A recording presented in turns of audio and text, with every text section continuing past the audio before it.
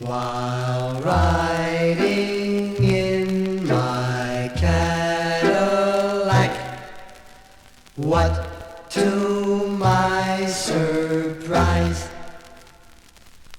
a little Nash Rambler was following me, about 1/3 my size.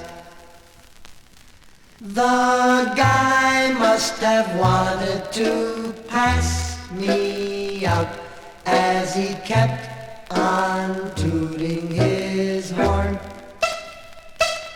I'll show him that a Cadillac is not a car to scorn.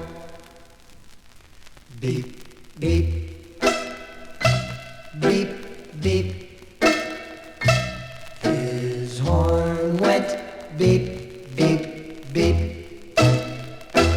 I pushed my foot down to the floor to give the guy the shake, but the little Nash Rambler stayed right behind. He still had on his brake.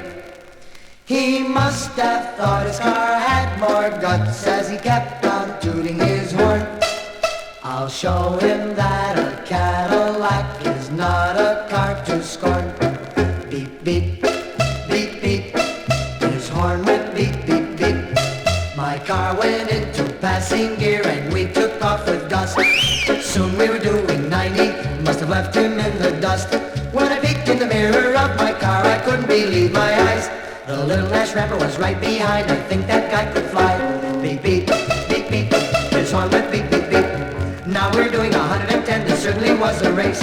For a Rambler to pass a caddy would be a big disgrace. The guy must have wanted to pass me out. He kept on tooting his horn. I'll show him that a Cadillac is not a car to scorn. Beep, beep, beep, beep. His horn went beep, beep, beep.